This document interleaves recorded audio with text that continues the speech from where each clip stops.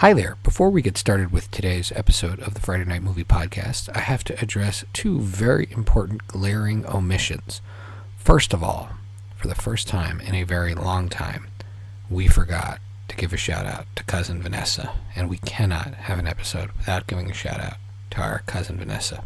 So, cousin Vanessa, this is your shout out. Number two, in giving a shout out to my dear friends, Jen and Aphros, also known as Lindsay, and the launching of their amazing new web store, I gave the wrong web address during the program. So, for those who want to check out the incredible art of Jen, also known as WrongXGen on Twitter, and Aphros, XII, please go to sundogsfire, that's sundogsfire.com. I myself just bought a couple of amazing notebooks with their artwork. My kids love their art and use the stuff that I buy from their store all the time, so I recommend you check it out as well. Now we will bring you to the usual cold open, which often is my sisters making fun of me, and hope you enjoy the show. What about you should tell the story of when you guys had threw our garbage out the window because we were too lazy to go downstairs and take it outside. Goosh, remember Goosh? What about when you painted your wall blue? I'm going to ask you what it was like to live with Lily. That's all. Okay, we'll bring up Goosh live. Do you not remember? I don't know what that means. Goosh? Let's just say that. I think the Are you word thinking was, of somebody else? I have no idea what you're talking about. Goosh? Oh my god, how do you guys not remember this?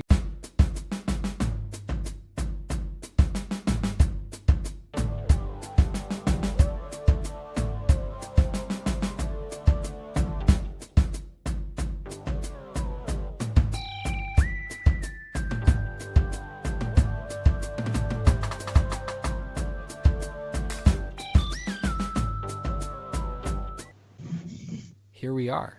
What was that? I'm going to start again. Yeah, what was that? Not me. Becky moved I'm furniture the right as latest. I was about to start. I'm holding my breath because I'm so afraid of laughing. Okay, I'm the latest, but I'm also the quietest. Okay. All right. it's because you don't know how to use your mic. 1, 2. Here we are, tipper-tappering away with one of our favorite returning guests on the Friday Night Movie Podcast. We've got Steph joining us, who joined us in episode 16. I recommend folks go back and listen to that one so you can catch some of the bits we're going to refer to on this episode. But we also, of course, are joined by my wonderful sisters, Lily in the Canary Islands. How you doing today, Lil? Good. That's good. All right, Becky, are you in California? I am in California. I'm in California. Can I give you like a little update? You want to know how I'm doing? Yeah, how are you doing? That's how I'm doing. I'm good. I did have a couple incidences yesterday. I got my hair cut and I got bangs, but the bangs didn't really come out as planned. And so now instead of having these cute little curly bangs, my postpartum hair has somehow straightened out a bit more than I had realized, and it looks like I have like a tiny little baby mushroom cut hanging off the front of my face. And it's slightly horrifying. I think the world needs pictures of this to accompany the episode, and we should have people weigh in and perhaps compare you to cartoon characters. Perhaps. But if I like, make sure it's hanging in a certain way, it's fine, but the slightest little breeze just separates the bangs at the part, and I have a little mushroom cut. I'm going to confidently say that postpartum haircuts, strange things happen. Like, I've gone back and watched home videos of mom, and there's this brief period where she has a bowl haircut right after I was born. I always say, Mom, what happened there? She said, I just had a new baby haircut. Yeah, so I'm sure I'll figure it out. So that's how I'm. Mm-hmm. So since we have a guest that's been here before, Steph, who is the author, creator, amazing human behind PassMeAnotherCupcake.com, we are not going to go into a tremendous amount of detail about her. We're just going to get right into the conversation because she's one of the family. And speaking of family, we had a request from Gato, also known as @Gato1Dog, a good buddy of the podcast, to get a little bit more into some family stories. So at the top here, we're going to tell some family stories. Steph, jump in at any time, since if you've lived with a Corman family member, then that's it. You get to weigh in on all family stories. Okay. But I'm going to start here with a story that we've been meaning to tell for a little while. This was the day before Passover, or the day of Passover Eve, the first night of Passover. We took a family quest out to Camden, New Jersey. And as everybody knows, we are huge fans of the Goldbergs. We are loyal Gold nerds. And we went to Donkey's Place, which was the subject of the Goldbergs' Adam Spielberg episode from this season, where Murray and Barry travel all the way to Camden, New Jersey to try a cheesesteak, but a different type of cheesesteak, because this cheesesteak is served on a circular Kaiser bun. Cue Lily saying, "On a Kaiser." On a Kaiser. On a Kaiser. That was great, actually. Comes naturally to me. Mom is a still old Jewish man. Yeah, Mom's still complaining about how she's slightly horrified we did this. She was on Thursday, she was every step of about the it. way. She kept being like, I don't understand. If you're going to get in the car to go to a cheesesteak, why wouldn't you go to D'Alessandro? She's visiting now. She was literally telling my friends about this. She was telling them about how we didn't go to D'Alessandro's and how we ate cheesesteaks on a Kaiser roll. So many elements of this story mimic the episode of the TV show. Number one, we traveled with 12 people, 3 of them under the age of 7, 2 of them babies, at least toddlers. 1 newborn. To this amazing place, Donkey's Place. Now, to set the scene, it does not look like the cheesesteak place in the episode of the Goldbergs. It is actually more of a quaint hole in the wall. Shockingly, they didn't film it there. Is that what you're saying? I don't know how they would have fit a camera crew in it, because it's this quaint, small bar. And you walk in, and there's crowds of people. There's a full bar. And then right behind the bar, in open air, right next to where I think the register is an open grill, where they are grilling steak after steak. All of the onions. All the onions you've ever seen in your entire life. Yeah, exactly. And all piled up high. And all the meat. And all the meat. There is not an inch to spare on this grill. It is the most efficiently used grill ever, with these long, thick chunks of steak and Kaiser rolls everywhere. And now, because there was 12 of us, we could not fit all 12 people right away. And initially we were going to eat outside in the parking lot. Parking lot, because we were concerned we weren't going to get seats. We walk in, and it is our mother and me, my wife, and my older child, who is sort of clutching my leg as hot meat and cheese walks by her. And I have to say something up at the top. One of the best parts of the experience of this place was the staff. Jesse, in particular, if you're listening to this, were amazing. They were the nicest people in the entire world, because I would not have been nice to our family with the way we behaved. And they were beyond patient and made the experience that much better. So as I am making an order with the wonderful waiter, Jesse, Mom stops me and just points to him and says, "Oh, hold on a second. May I see a menu?" Now, again, chaotic scene, meat frying everywhere. And he, in the best way possible, just turns around and points at the grill. He's like, with one thing on the menu. That's the menu. Can I see a menu? Mom is the Barry of the family. The Barry. So, and eventually we stuffed the entire family into a table. They were very nice about accommodating us and getting all 12 people into a table. And I admit I brought my own diet root beer, which no one seemed to either notice or say anything about. No. You did not bring your own diet root beer. You brought a cooler of diet soda for the table to eat at what basically is a heart attack. You were like, you know what, guys? I'm just going to save the 100 calories from a normal soda. Ordered like diet sodas, but we brought our own little mini cooler filled with sodas that we just take out in the middle of this restaurant, and our passengers around. I'm a changed man. We haven't documented my health bevolution on this program, but the fact that I carry my own diet sodas now is a big deal. So we pick out the. I just want to say that, wait, hold on. Having lived with Steph myself, Steph, you would have had you just even seen the grill, you had a stomach ache. Oh God. This scene was intense. What I was But- gonna say is It was a lot. Now- pre Seder kickoff, Shy and I were popping Tums and Zantac. Oh. Yeah. Now, No I one will- in our group at the Seder could actually like eat very much. during that's that true. I Seder. had like a dollop of charoset and some chopped liver, and then and that was it. So we walk in, we sit down, we order our food. Now Lily is a vegetarian, which I had not really thought through.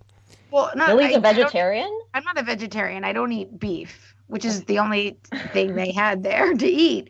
I went was like, along for what? the ride.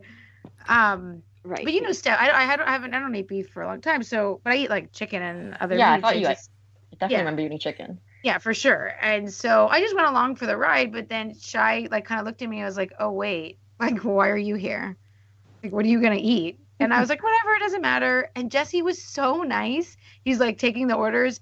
And I was like, no, I'm not going to have anything. I don't eat beef. He's like, you know what? I'll just give you what I eat when I'm just, he goes, I'll make you what I eat when I'm just kind of tired of the meat. And I was like, oh, what? He's like, just cheese and onions. I was like, okay. So And he made me a cheese and onion, gigantic like cheesesteak, but with no steak. Very nice. and we It also did ordered look some amazing. fries. In any event, to wrap up, it Yeah. was incredible. I'm not going to compare to other cheesesteak places. That's not what this is about. This is not about this versus other cheesesteak You don't want to places. start a controversy. Exactly, no controversy. But I will say it was as amazing as advertised. I sampled not only my own cheesesteak with the cheesesteak and onions. I tried one with just cheese and steak because there were leftovers, and then I ate from Lily's. I just kind of ate it with a fork because there were just onions and cheese everywhere. And then as everyone was leaving, my daughter ate an entire half of one, maybe even 1.5 of one. It was, she enjoyed it thoroughly. And she's 6 and tiny. I think it weighed as much as her. And then as everybody's leaving, I was so sad that I was going to miss the cheesesteak that with a fork and my fingers, I was just picking off whatever pieces of sandwich were left as they were taking the last little bit away. What you were doing is you had to sample every single cheesesteak to make sure that it was consistent, because part of good quality is also consistency. And so from sandwich to sandwich, they were hitting that consistency note. So you were really doing and your husband was serious quality particularly control. amazing, Becky, because he ate his with your baby strapped to him. And at one point, I guess I misordered or I didn't order enough because I get very self-conscious because I've been accused of over-ordering in the past. And we sat down and you looked at me and you said, wait a minute, we need another cheesesteak. And I got like defensive and sad that I was like, what? You were horrified. The look on your face. So we ordered an extra one, and he ate it over your baby's head. Anyways, He did. thank you, Donkey's Place, for accommodating us. We will be back. It was amazing. Gold Nerds, you should all make the pilgrimage. We should all meet up there one day. It was incredible.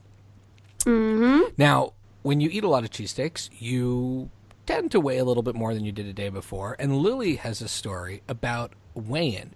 Most people don't know this, but Lily lives the real life of the TV show Kingdom, or perhaps Rocky. Well, I mean, like without all the extensive like drug use in Kingdom and the bad relationships, I would say. Yeah. Other than that, yeah. But It's pretty Lily, much the same Lily thing. and her husband own martial arts studios, and they compete, and their students compete in big championships. And you have a weigh-in story, so Yeah. Take So us to obviously my husband's that like professional kickboxer, and it's like not me who's doing that part of the business. I'm more marketing, event planning, that kind of stuff. And he's clearly the coach, and in any kind of situation, let's he's be also clear. the manager. Let's be clear, though. There's no one in I- our family that is the champion of a It's sport. champion. For sure not kickboxing, I can tell you that. So, Hey, Lily was a mean badminton player in high school. I was. And I ryth- was. I and mean, it's not ryth- like I'm athletic. I just am not winning kickboxing championships. And It's pretty rhythmic obvious. gymnastics. True. No one's gonna say I wasn't athletic. I'm just yeah. Anyways, and so but we run the business together, and I'm intimately I hit the mic. I'm intimately involved in like our competitor, like the guys that are competing on like higher levels, and their training schedule and everything, and like even like what they eat and stuff. And it turned out that we have a very close, one of our best instructors, close person of our business had a fight last night, Saturday night, a boxing match. And Friday night, there was previously arranged a special training with another gym that was coming from far to come train with our guys, like a sparring session. And a lot of people were involved. And Jose, my husband, couldn't go to the weigh-in, which is the night before with our fighter. And our other like high level staff also can't go because like he, really needed them at this training. So he's got a fighter that is kind of stuck. And so he looked at me normal. He's just like, okay, so you'll take him. And I was like, yeah, of course. I'll just take him. Sure. I've been to tons of weigh-ins. I just never paid attention because I'm usually there taking photos, making sure like people show up. And I never actually paid attention to the actual weigh-in part, but it's a thing. And it's pretty stressful because if they don't make weight, they lose the fight. Like they could possibly lose the fight, and that's a very big problem for the promoter and the fight card. And like, people paid money to see certain people fight. It's an issue. So I was like, yeah, I'll go. And I was joking to our fighter Pablo. I was like, if you don't make weight, I don't know you. I was like, I'm definitely pretending I don't know you. Ha ha ha. And he's like, no, he cut weight the day before, which if people don't watch Kingdom or don't know, is cutting weight is a stressful, difficult process. And they get down to the lowest possible weight that they can, I guess. Like, so he had to be 56 kilos. To the point where they're carving sweat off of their skin. Yes, exactly. And so he wasn't that far away from the weight, but he still had to lose like a bunch of pounds and did it the day before and woke up that morning just at like below the weight limit. And so he basically didn't eat. You don't eat all day. And he went for a jog to make sure that he'd be under. And so he's like, I'm good. He's like, I'm a little bit nervous, but I should be fine. I was like, okay. So I drive him over there. And you have to imagine sort of like this, like kind of banquety kind of hall place with about 100 dudes that are starving athletes. Like literally, You're like one of them jacked up and starved. Yeah, these guys are like nervous to people. Right. They're nervous to make weight. They're the guy that they're gonna fight against is in the room. Like everybody's there. They're kind of like lined up, but still. And there's a lot of tension. Photographer. There's like a lot of people there. A bunch of girlfriends, and like people are coming to see it. And I'm there with Pablo. I'm like, no big deal. And him and I are chit chatting. I'm trying to keep him distracted. And then they call the list for the weigh-in, and he's first. I'm like, oh wow. I was like, that's wow. Okay, great. Let's go. Push my whip to the front. They get naked completely if they're really nervous about like every gram, but Pablo was not that nervous, so he kept his underwear on.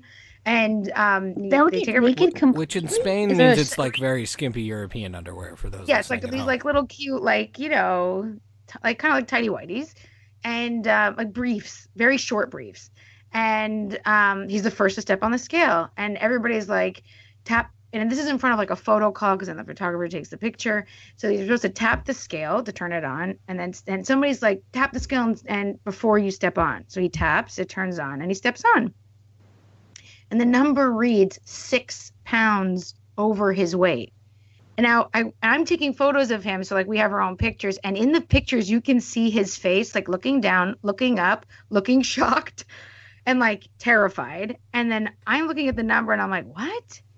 And all of a sudden, the promoter, this huge guy, like 500-pound dude, is like yelling, "Where's the coach? Where's the coach?" And I look around, like, oh God, where's that guy's coach? This is awkward. And then I'm like, oh my God, I'm the one that has to answer for him. And I go, that's me. Hi, I'm his manager, not his coach, obviously.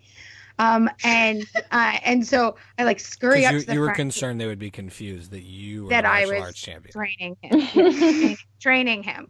And of course now everybody's dressed in like sports clothes and stuff, like all the trainers. And like I was dressed like not like a businesswoman, but I was dressed like I was a businesswoman. I was just gonna say, like, to add to the layer of the story, I was wearing jeans, boots, like a leather jacket. Like I looked good, but I definitely in the boxing world. Businesswoman in the boxing world. And so, because like a bit chilly up where they were doing it, so I like wear my leather jacket. It's like a really nice one. And so I felt like I'll fit in. And then I realized, you know what, I didn't fit in because all the trainers are wearing like workout clothes. And so whatever. So I was like, I'm clearly his manager. And I go up to the front and I was like, there's a mistake here. There's clearly a mistake because he was underweight this morning. And this enormous man is like, basically ignores me and shoos me away.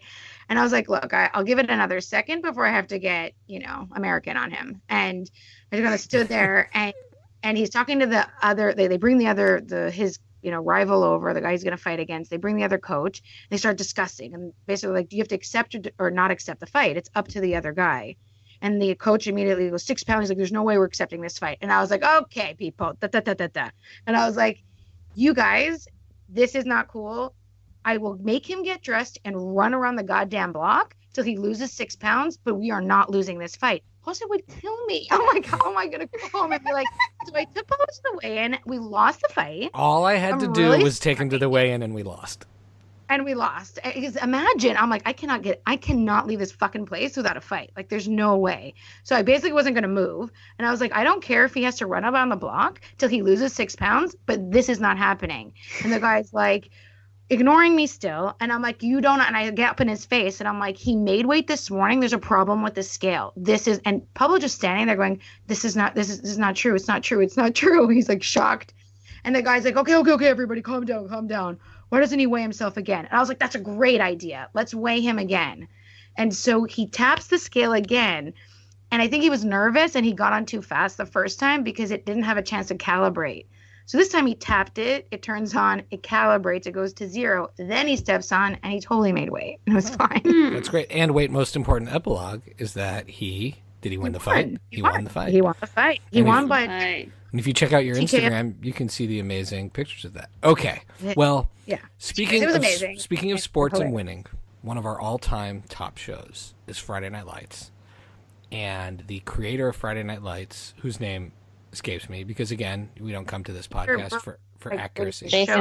Jason Katims. Okay, there you go. Has a new show called Rise, which Steph recommended we watch. She didn't recommend it we watch because she said you have to like it, but she recommended we watch so that we could talk about it.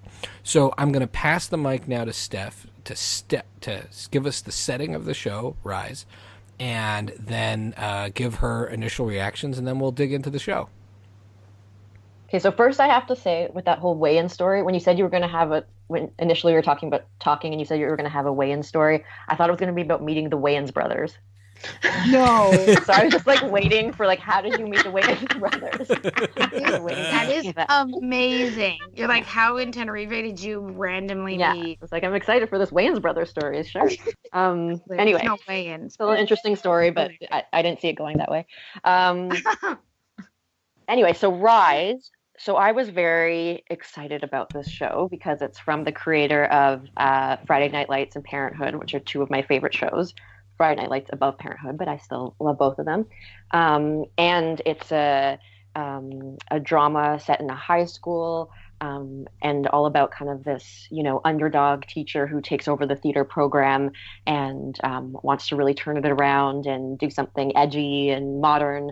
And it's about the kids kind of coming together to do this production. And of course, just high school drama. So there's like a lot of the token characters, the football player and the, nerdy girl and the cool girl and parents having affairs. It's all been done before, but, that stuff always intrigues me because I love high school drama.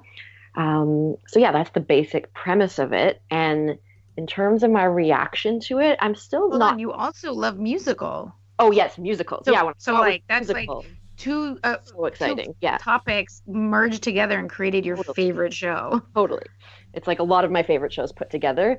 It definitely has some kinks to work out, I'd say, but I'm usually not so judgy of a show within the first few episodes because I feel like a lot of great shows have a crap first season even, or at least a crap few episodes. So I'm still gonna stick with it and see where it goes. And I don't think it's been bad by any means, but it hasn't been amazing. There's parts that don't necessarily work. But yeah, I'm liking it. It's enjoyable. What do you guys think? Who has been your MVP so far in the show? I really like the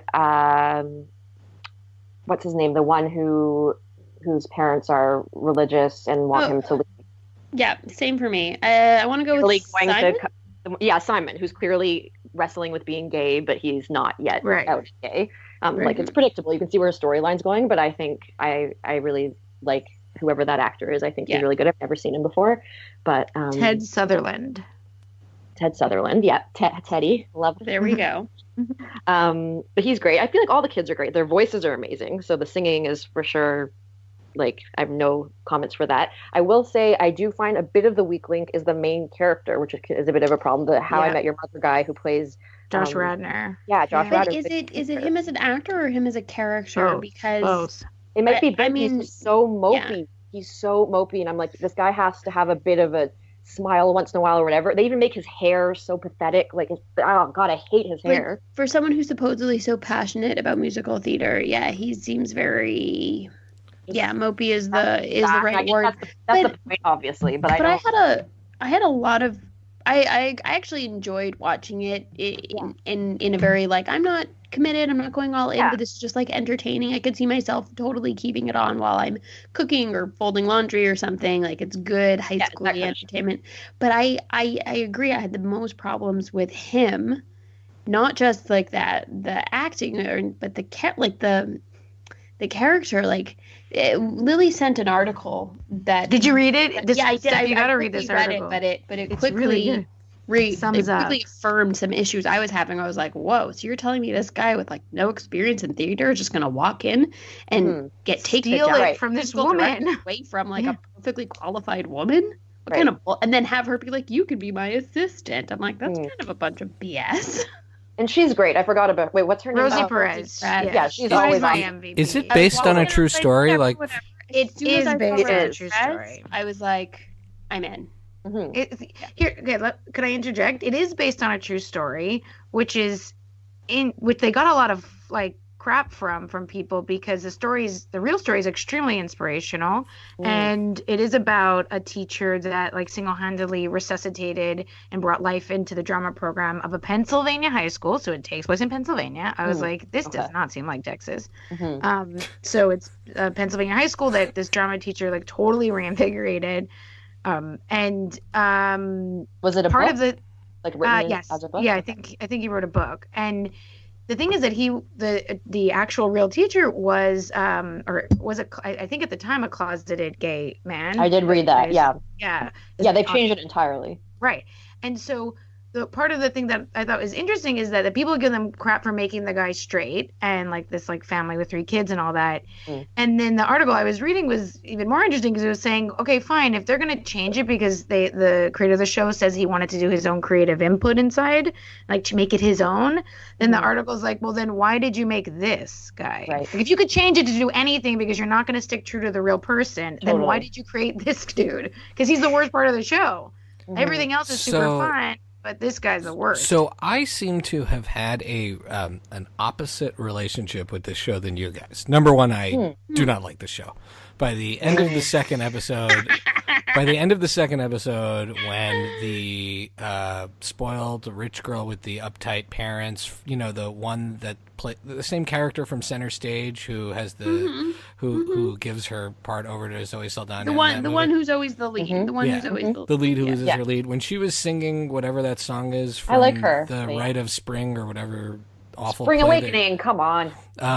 Whatever, and like 12 other big moments were happening at the same time. That was it. I was like, I'm never watching this again.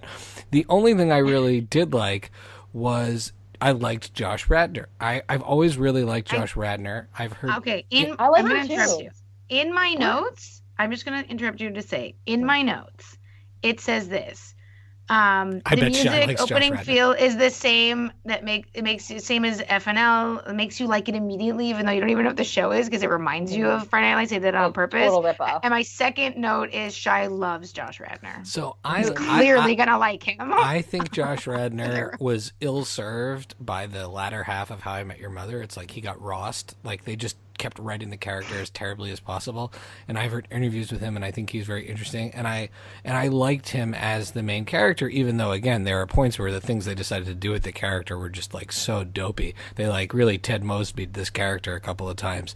But every single character for me was a ridiculous cliche. Like, at least Friday Night Lights, I felt like I hadn't seen some of those characters before, but every character is a cliche. Oh yeah, everything was a cliche. Yeah, and I agree. I think it's trying to be like Friday Night Lights in their portrayal of gritty teenagehood. It's Friday Night Glee. Yeah, it's Friday Night Glee, so yeah. But I think I'm okay with that. But yeah, I agree. Yeah, The- I'd watch Yeah. it more. The only could thing see- I yeah. kept thinking about, though, throughout was, wait a minute, wasn't this the exact plot of Hamlet 2? And could we just have that be a TV show instead? Oh, Hamlet 2. Do you remember Hamlet 2? that amazing movie that Oh my God, Coogan and Catherine Keener Coogan and Elizabeth Amy- Shue. and Amy Elizabeth Never Shue. saw that. and Amy Poehler. And Amy Poehler. That movie is freaking brilliant, and the entire last section of that movie on its own is absolutely amazing. Skylar Astin is in that movie too. That's from right. Pitch Perfect. He plays the character that's the same as the Simon character on the TV show.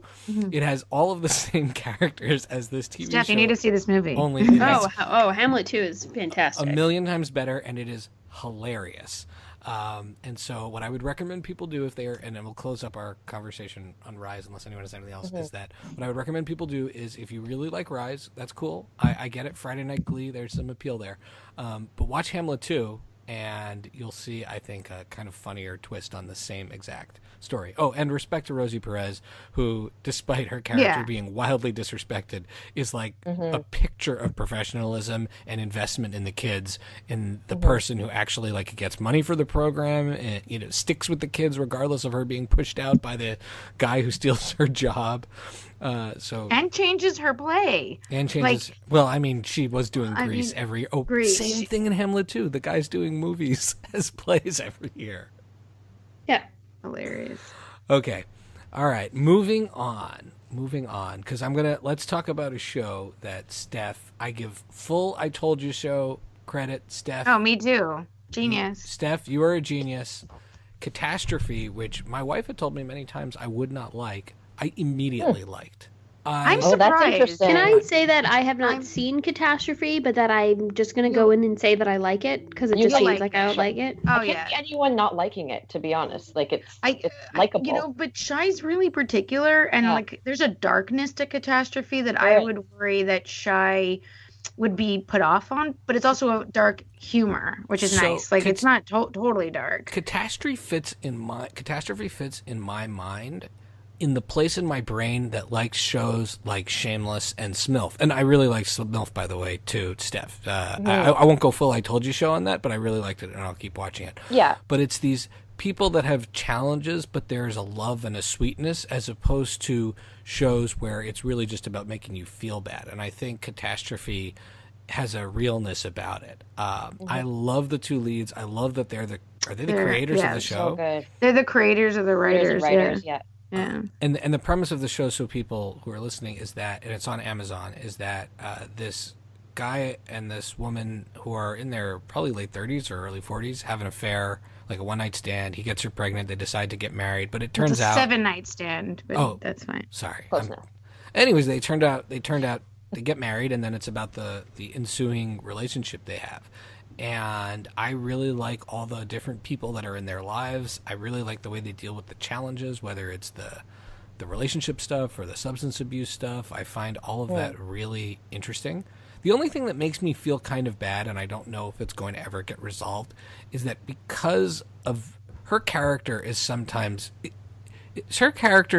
quite mean to him, or am I just reading that as like a husband that I kind of side with him? Or is I that mean, I'll let I'll let Steph answer, but I think she's hard on him. Like, she gives him a hard time, and that's her kind of defense mechanism, and like, she's actually being funny, and he gives it right back to her.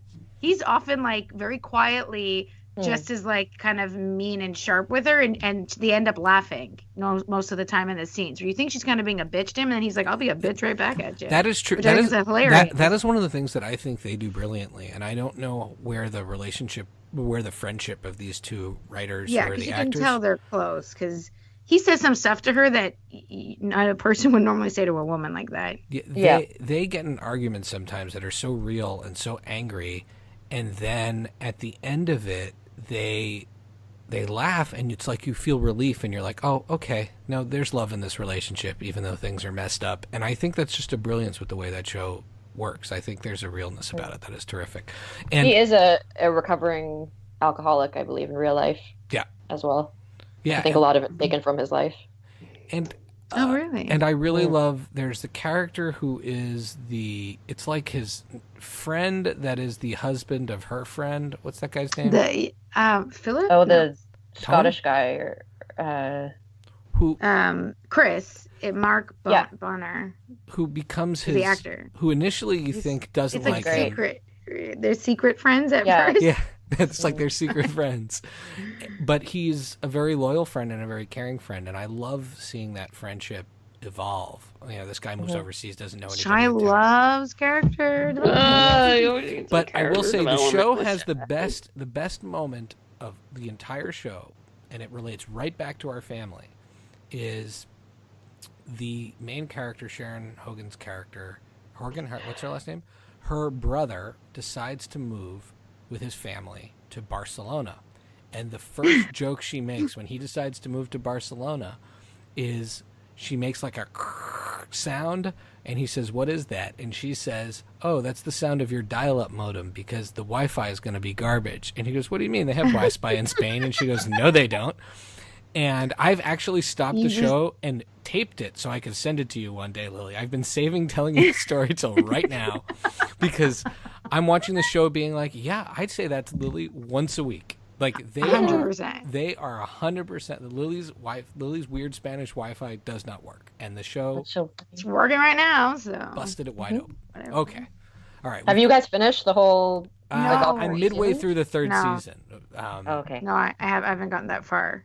I also kind of like, now that I really like it, this happens to me. I don't know if this happens to anybody else, but when I start to really like a show, I then slow down and watch it very 100%. carefully. Well, this is a show No, where I'm I'm like, like- wait a minute, I've got a few episodes left. I gotta stop because then I'm That like, means you gonna have miss good. them. You have much I'm better like- control than I do. I can't do that.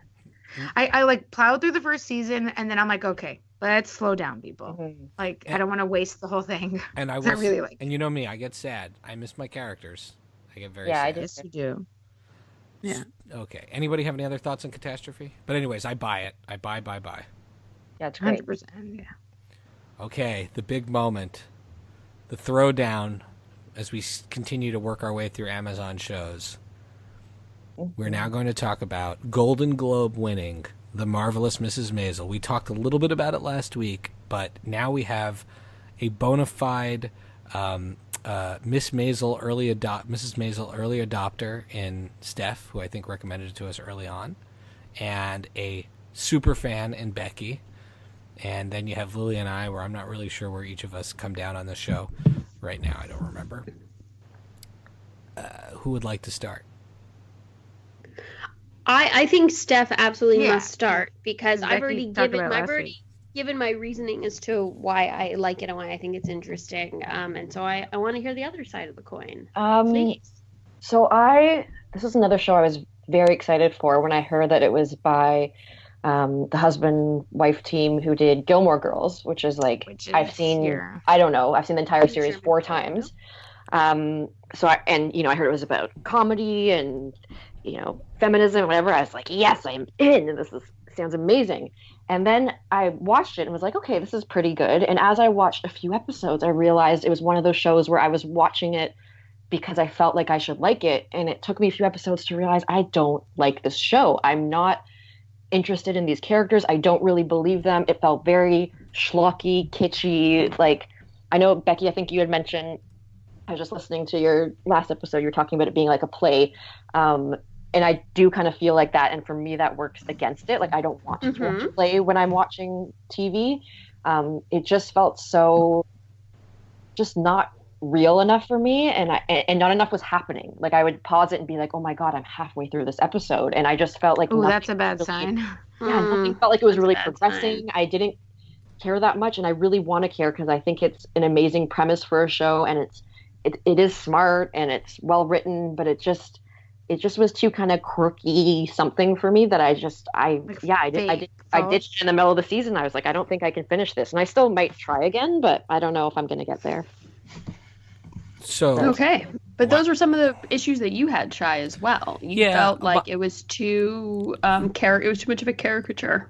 yeah, so I would say So let's see. Number one, I think Becky's point about it being like a play actually helped me like the show more. It helped me understand it a little bit more. Like sometimes I'm perfectly fine with being surprised about what a show is, and sometimes I get annoyed when I don't know what it's promising me, and then I can't tell what exactly it's supposed to be.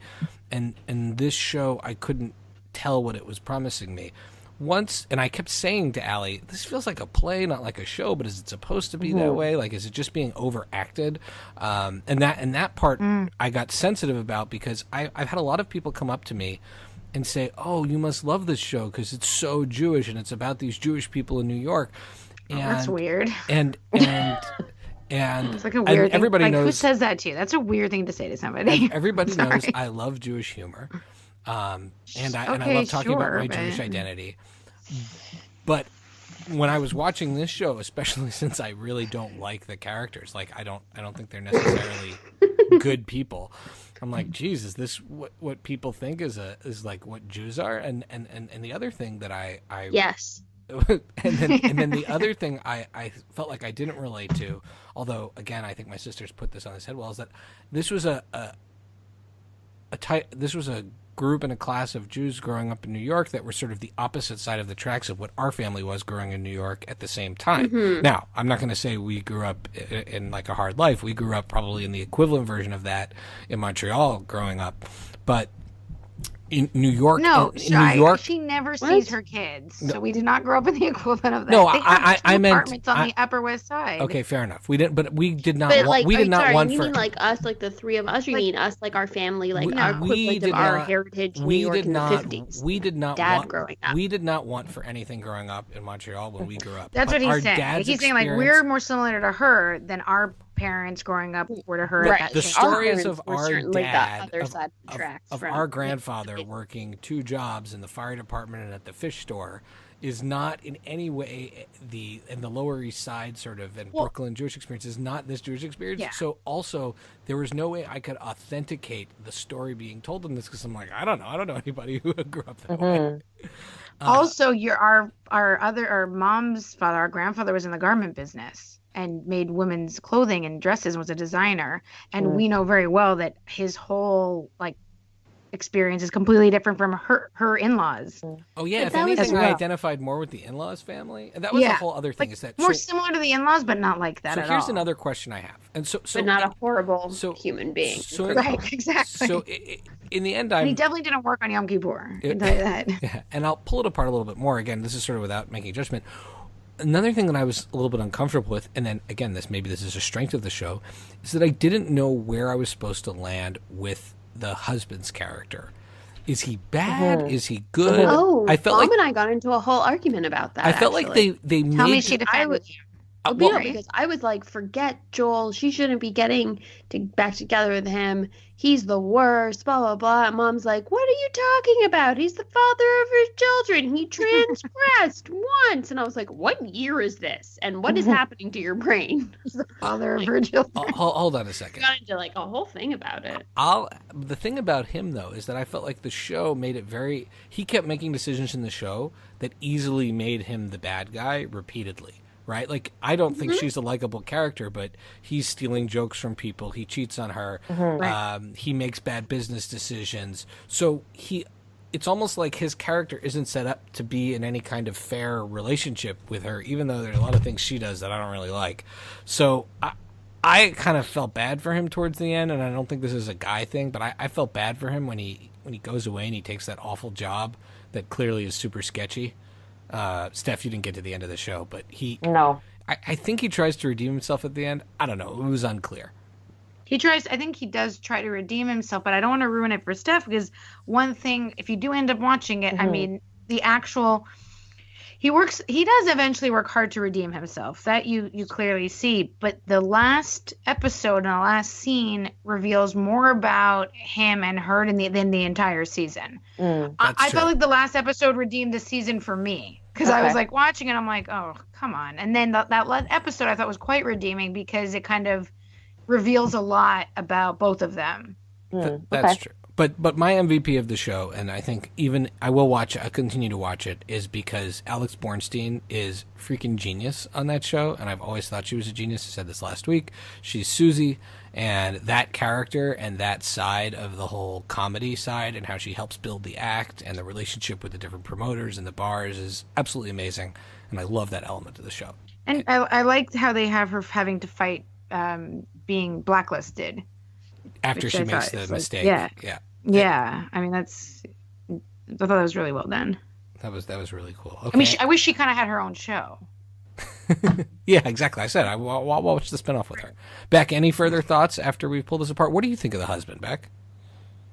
What I think of the husband, I think he's. I mean, like to me, he's not the bad guy, but he's certainly. I see him as a something that has inhibited Midge from being her true self. Like he needs to be like when he is removed from the equation and she doesn't have to worry about pleasing him and being perfect for him and being a great couple with him and putting all of her energy into him, she can then put that energy into herself. And so for me, he's an obstacle. He's a plot device. He's an obstacle. Isn't one of his points though that she did the same thing to him? He tries to spin it that way. When he like confronts her about the relationship, he's like, "You made me like I was never good enough, and you're so everything." And like he kind of sets it up that way. But I think that's bullshit. Actually, but like that argument, in a way, rings very true because you see it. It's like he can't take responsibility for his actions, and so everything he has to blame on someone else. Oh, you're right. That's consistent with his character. That's total. Right. Yeah, he's so incapable of taking responsibility for anything, and so the fact that she has a strong character and she's a powerful woman and she's really had so much enthusiasm and all of this, all of a sudden that is turned into a negative thing, and the reason why he failed. You know, right? And when all she ever did was clearly cater to him, right? And so I just sort of saw him throughout the season as being an obstacle that needs to be removed from her life, and then any of his backstory and character development or whatnot, you know, is just to beef up the hour of television. But I never felt particularly attached to him, and I at the end of the season when he sort of didn't get his comeuppance, but you know what I mean? When he realizes just how amazing she is and how kind of pathetic he is in comparison, I was like, okay, good. Goodbye. All right, Steph, give you the final word. Any further words before we move on? No, not interested in watching it. Steph gives it a hard meh. Okay, all right. Now it is time for our recommendations, what we've been watching. I have like a continuing list of things I've been meaning to bring up over the weeks. Anyone have any particular strong feelings about what they want to say first? I somehow really like this show, Santa Clarita Diet. I like it. Yeah. I like it too. Because every time I'm like watching it, I'm like, oh, do you really like this show? And then I'm like, I do like it. I feel like Barrymore and Drew Barrymore, Timothy Olyphant, and I love the kids. Yeah, the kids are so adorable. Yeah, I love her, and she's really funny. And the writing is really good. And I mean, I don't really care about the whole zombie part. I just care about like their delivery, their chemistry. And, you know, Justified is an amazing show if anybody's interested in watching that as like a Western-y kind of like sheriff kind of show with like murder and intrigue. And it's a great show. And I think Timothy Olyphant is amazing on that. And to see him in a completely different character who's kind of like the more like passive traditional husband is hilarious. He's so funny. And I have very few half-hour shows that my husband will watch. And whatever he watches has to have normally like relative levels of violence and zombies. So this is like a nice like middle ground for the two of us. Yeah. No, and I'd say like I know Shy and Steph, you had mentioned it's not your type of horror comedy, and I would say this is my type of horror comedy. Me too. I found my type of horror comedy. This is my type of horror comedy. I'm down with this. I don't know if I really like horror comedy. I think that's what it is. There like you go. It doesn't do much for me. The silly goofiness with gore. Like I like horror and I like comedy. I don't love the two together. See, I love them together. And Ash vs. Evil Dead, Stand Against Evil is more my style. Like good versus evil adventures and sort of absurd gore. I'm not against Santa Clarita Diet. There's something that hasn't appealed to me. Maybe it's because the whole use of the word diet just makes me think that she's going to have to be eating brains the whole time, and it kind of grosses me out. It did seem pretty gross. I only watched the first 2 episodes, but it can be gross at times. Pretty gross. When she like consumes Nathan Fillion, that's pretty intense. Ooh, okay. Love a good Nathan Fillion cameo, by the way. But I'm not against checking it out. Maybe we'll watch it when we're all together at some point, and I'll see if I attach it. And I do love Timothy Olyphant. Love him. Like it's like by no means my favorite show. It just sort of like in my household gives us a nice happy medium. Yeah, it's fun. Yeah. All right, Beck. So when I was visiting my in-laws, my father-in-law, I'm not prepared to give him an I Told You show yet, but I'm going to keep watching, and I could get there. Is I started watching the television series Get Shorty. He like insisted that I watch it. There's a television series? What? There's a television series, and it stars what's his name? O'Dowd? Is it Canadian? What's his name? What's his name? O'Dowd. Chris O'Dowd. Chris O'Dowd. Ooh, I love him. The British guy? Stars Chris O'Dowd. Irish? What is he? Where's he from? Australian. No, I thought he was Irish. He's Irish. Definitely Irish. Stephanie. Steph, there's a huge difference between an Irish accent and the guy from Bridesmaids. Yeah, I love that guy. Stars him. So it's a television series. So it's the same premise that like a mob enforcer wants to become a Hollywood producer, right? The mob so it's enforcer? that premise, like a gangster, Ray Romano, guy. Right? And Ray Romano's there, right? So it's the same premise, like from the movie, from the book, but it's completely different from the movie.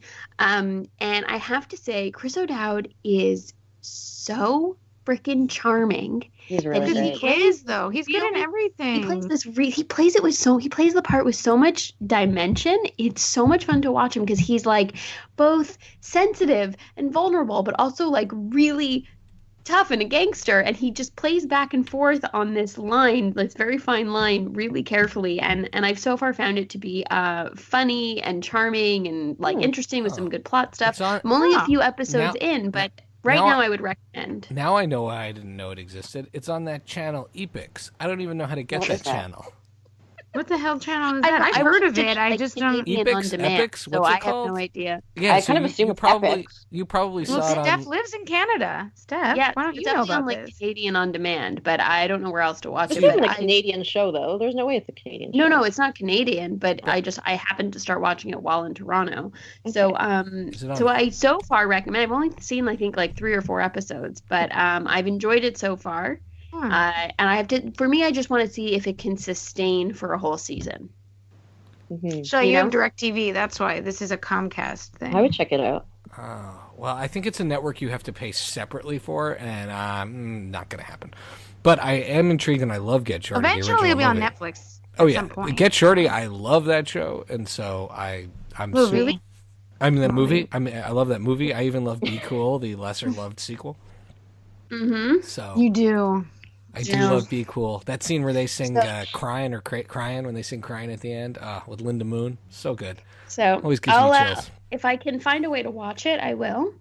And I'll keep you guys posted. But so far, I'm very, very into it. Okay. Well, I have a list I'm going to run down.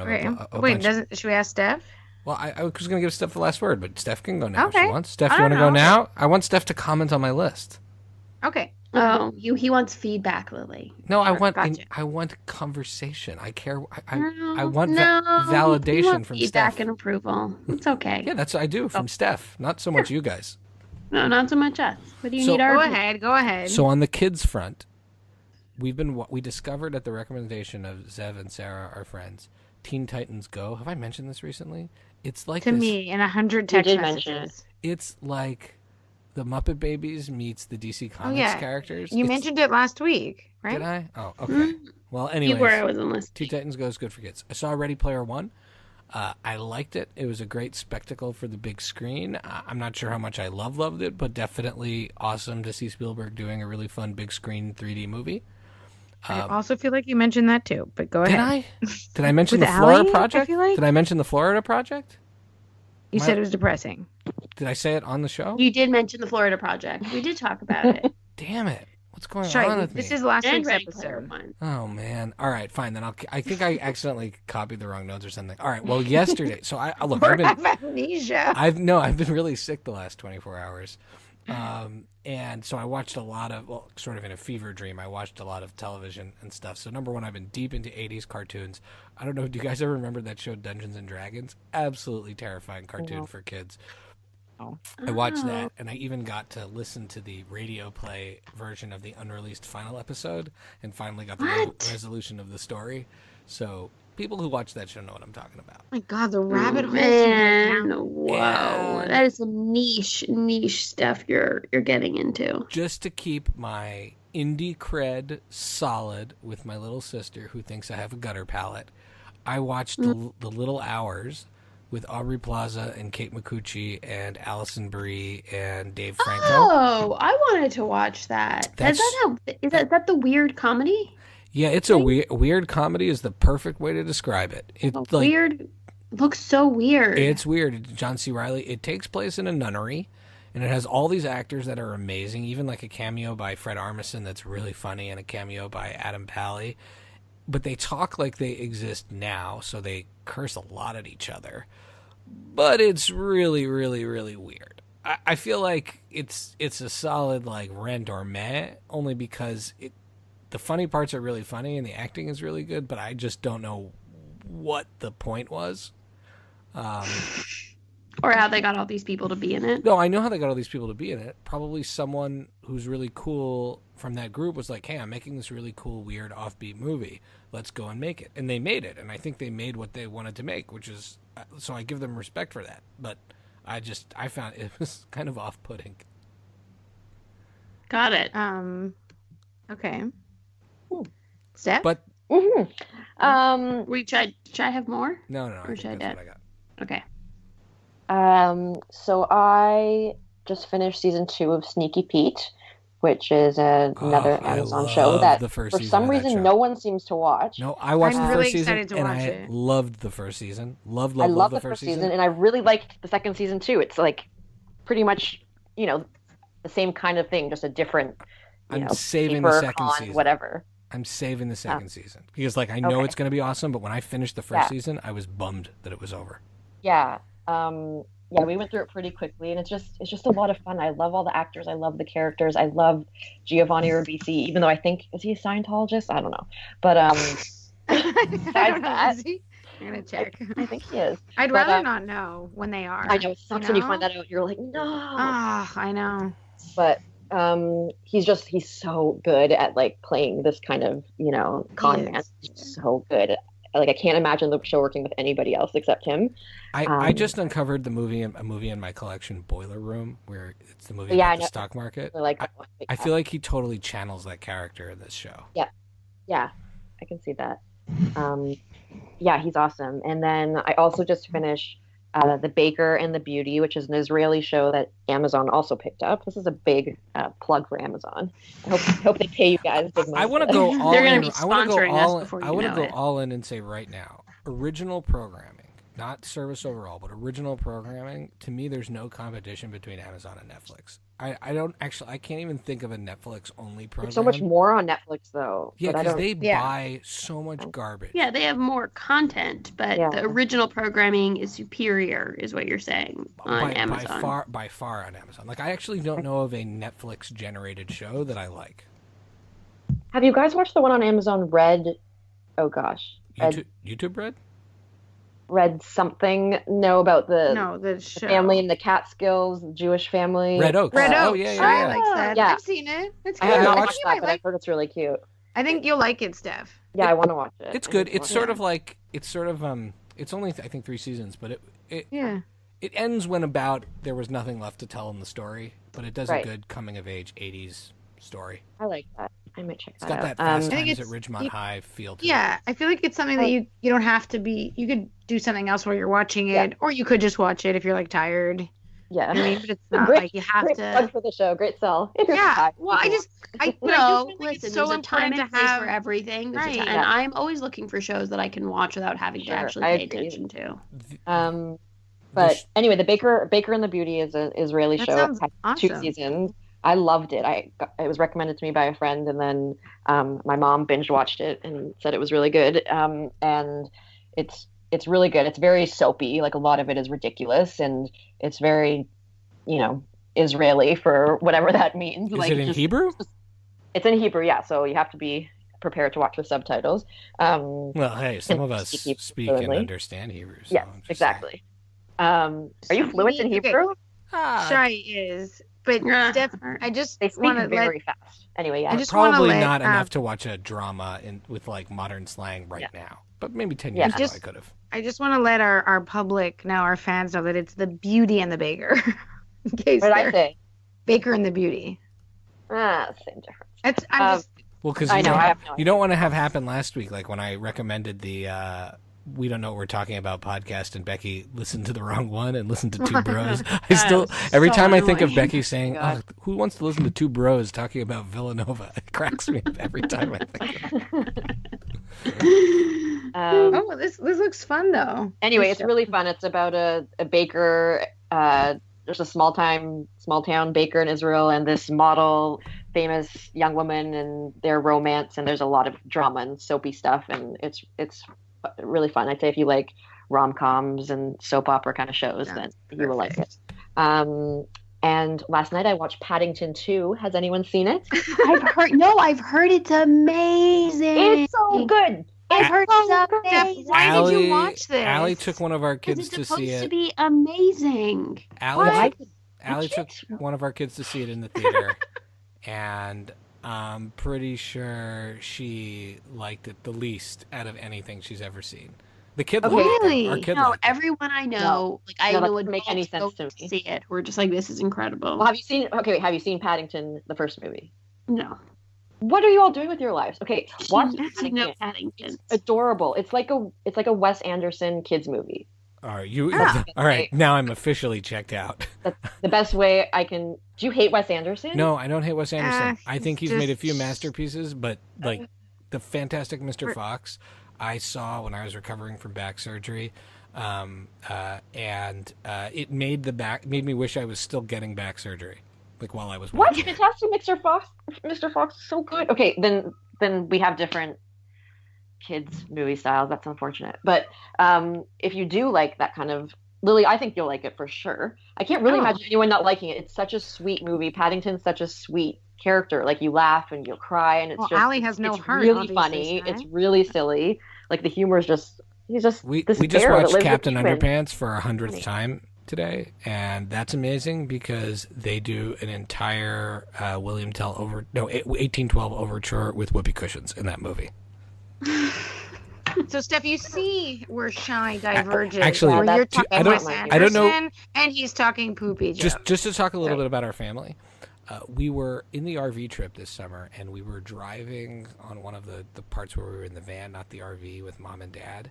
And the kids were really into Captain Underpants because the movie is awesome and hilarious. And it's not just fart jokes. But my kids, of course, love the fart version of the 1812 overture. And they kept asking to play it in the car. Now, just imagine, Lily and Beck, Dad's driving a van on a dangerous, dangerous road, and I'm controlling the radio from the middle of the car with my phone, blasting fart music while my kids cheer. It's not a good scene. That's called playing I with did fire. not Not see that. I did That not. is a scene where we are pulling the van over. But Steph, I'm impressed with this Paddington. You should totally watch it. recommendation. It's so cute. It's so sweet. And I have 2 questions for Steph. So whenever you guys are done with your recommendations, let me know. Done. We're done. Good. And then we're wrapping Okay. up. So Yeah. I have 2 things I wanted to exciting knowing Steph movies that I feel like she is super excited about. Okay. Isle of Dogs, talking about Wes Anderson. I feel like know you- nothing about that. I read something about that recently and was like, there's a new Wes Anderson movie. Like, to be honest, Yeah, I know animated nothing about stop movies motion. anymore. They were like, we did all the foxes, motion now we're animation. going to do dogs. Yeah, I'll love it for sure. Watch the trailer because I feel Okay. like you would at least like the trailer. And then I feel like you must be super stoked to see The Quiet Place. Like, have you guys been reading Yes. all about this? Oh, movie? I really want to Mhm. see that. Like, I it's was. getting I wanna see it insane so reviews. Badly, and it's supposed to be so good and so scary, which I love. It's like there's No, not it's that like many the horror dream. movies that come out that get good reviews. Yeah, I was gonna see it last week by myself, and then just like it was Right. You 12:30 mentioned on a sunny day, and I felt kind of like, oh, I don't know if can see a horror movie myself. Like it's a weird thing to see something scary when you like can't kind of like grab a hand of someone beside you. Right. Yeah. So I didn't do that, but I do want to see it ASAP. So I feel like we need to all regroup one day in the future when we all Oh. get a chance to see it. Yeah, I really want to see it, and in Sorry, theater for sure. I want to see Sorry, it in the would you theater for see sure. it? Oh, 100%. When I You saw the do? commercial, I was but 100% you get so in. scared. You don't like scary movies. But Neither does Allie. I do not but like that scary movie. movies. That movie strikes me more as like like a well done thriller with a really cool scary premise versus, let's say, like Freddy Krueger, where the concept is just so terrifying to me that even though that's like almost goofy scary, it scares me. Right? Like I can't watch that, or I can't watch Hostel. I don't like the sort No, of I like can't watch any of those. that Yeah. those torture gore. type movies. Not But Yeah, I don't like that stuff. But Yeah, the but Saw this and kind all of that thing, it has such a cool premise, and I love Emily Blunt, and I'm rooting in general for a guy like Josh Krasinski to do John. something. John. John, whatever. He could easily be a Josh. He though, looks to be like a fair. Josh. Totally. Folks like him to do stuff outside of that like Jim character that he was on The Office, who I Yeah. got so sick of by the end. I root for him to do other cool stuff, and it makes me excited that And they. he directed it, which is cool. Um, He's a director, right? Yeah, guys? yeah, Yeah, yeah. you Good directed for him. it. Yeah, I've been reading all these people who now want him to, all this stuff on the internet about, like, let's have him and Emily Blunt do the Fantastic Four. And I'm like, why would we waste those talents on that comic book Right. movie? That is a comic book movie that I do not think, the world has proven. People have to it's not gonna stop work. trying to make it work. Yeah. It's not going to work. Don't Give it make up. fetch a thing. It's not, or stop Don't. trying to make fetch a thing. Stop trying to make fetch. Okay, let's do our shout outs and then be on our way. Lily, any shout outs? I mean, like the world. Thanks for all our listeners. I have my head a bit in the sand because I have a crazy 2 weeks of work, so I haven't been as up and up on Twitter and all that. But I will want to. Oh yes, sorry. A shout out to my cousin Mindy, because she is consistently texting me the way I texted Becky about Outlander. So I feel like, Becky, I'm paying it forward because I'm on call answering her ridiculous questions and being like, I can't answer that question. The way you did with me, and kind of coaching her like through the excitement of watching the first season. No, she's on season 2 already, but she's like, oh, thank God I have someone to ask all these questions and text to. I'm like, I get it, girl. I know, I've been there. So, yeah, I'm paying it forward, and shout out to Mindy. Cool. Back?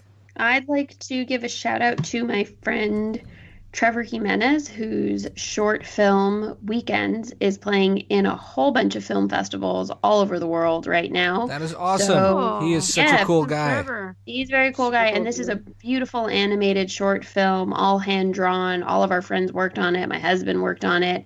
Something that Trevor has, had been working on for many, many, many years. And so if there is a film festival going on in your city, chances are this short film is going to be playing there. No kidding. It's doing really well right now. And you can follow Weekends. You can follow some updates about the film on Instagram at Weekends Film. So I'm going to follow that right now. Yeah, want to find out more about where it's playing. It's a beautiful film. So shout out to Trevor. I would, of your friends, he is such a cool guy. I would love to have Trevor come join us one day to talk about his film and other things. I could see him joining us. He, like Tony, he is a bit of a whisper talker, so we're gonna have to put the gain up. Well, I'm learning how to master the episode, so it'll help the dynamic range. All right, Steph, do you got any shout outs? Shout out to my mom. That's about it. That's great. Okay, cool. Moms are always good to shout out to. Yeah. Moms And your need mom more is shout- particularly cool. So She's great, and she'll shout for out to sure Carol. listen. So yeah. Yay, Carol. All right, well, I got shout outs to our good old buddy Lindsay Lee, a.k.a. Afros XII, who yesterday, when I was super under the weather, did a drawing of the pancake drinking a cup of hot syrup soup, and I shared that on Twitter. And she is a good friend and a super awesome creative person. Everyone should follow her stuff. And she and another one of my great artist people that I'm a huge fan of. She and Wrong X Jen, who we nicknamed Jen, they have started a website and store. It's sundogsfire2112.wixsite.com, or you can just go to Jen and Lindsay's Instagram, Twitter handles, which are AfrosXXI or WrongXGen. I've bought some stuff already with Lindsay's art. I'm looking forward to buying some stuff with Jen's art. Just amazing artists and friends. Also, I want to give a shout out to my Ash versus Evil Dead buddies, Susan on the Ledge, Weirdo Anthony, Gavin DeGhost, who also had the pancake appear in one of his drawings, which was really cool. I am doing weekly Ash versus Evil Dead animations. These are recreations or my own spin on scenes from the previous week's episode, and tweeting them out at 8:30 p.m. Eastern Time right before the episode airs. And this is part of, I think, a campaign of all of us diehard Evil Dead fans that really want to see this show continue. I know you guys love Outlander, but if Outlander can be a show, then they can devote a half-hour a week to Ash vs. Evil Dead, because it's a terrific show. It's, I think, expanding the universe of the Evil Dead world amazingly, and I really hope that Starz keeps that show on the air. And these are all big fans who are doing their best every week to try to make that known. With that, Steph, where can people follow you? People can follow me on my blog, passmeanothercupcake.com, on Twitter at Steph_Rebecca, and Instagram Gilman Steph, I want to say. I am private now on it, though, because I have a child and I'm trying to be responsible. But chances are, if you don't look like a psycho, I'll let you follow me. Okay, don't look like a psycho. Good words. Becky, where can people follow you? You can follow me on Twitter at PaperBKPrincess, and you can check out some recipes at everydayoat.com. And Lily?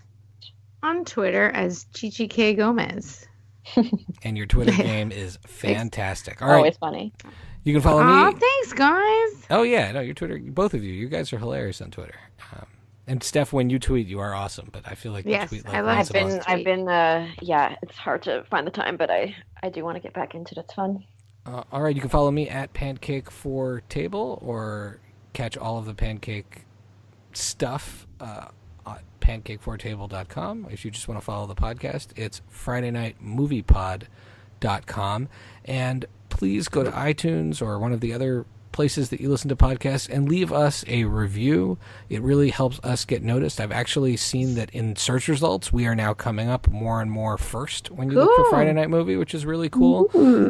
I spent a little bit of time last week leaving reviews for some of our favorite podcasts, and I'm going to share those this week, because really, podcasting is a labor of love for us, and I think for everyone who does it. And one of the ways, other than listening, that you can show your support is by taking the time to leave a review. So please go ahead and do that. Although, again, I think iTunes makes it difficult.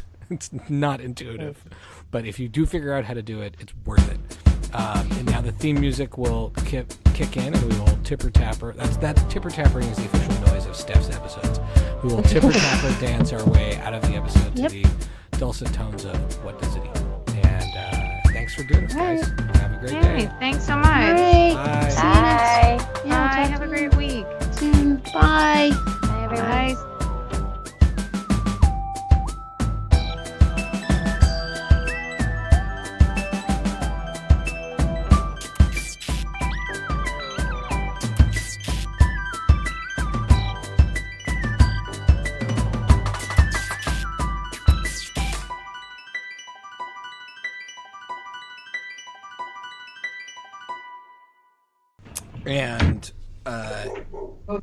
And your website is Pass Me Another Cupcake, correct? Yes. .com or it's .com, right? Yeah. .ca. What do you think? .toronto.ca. Just making sure.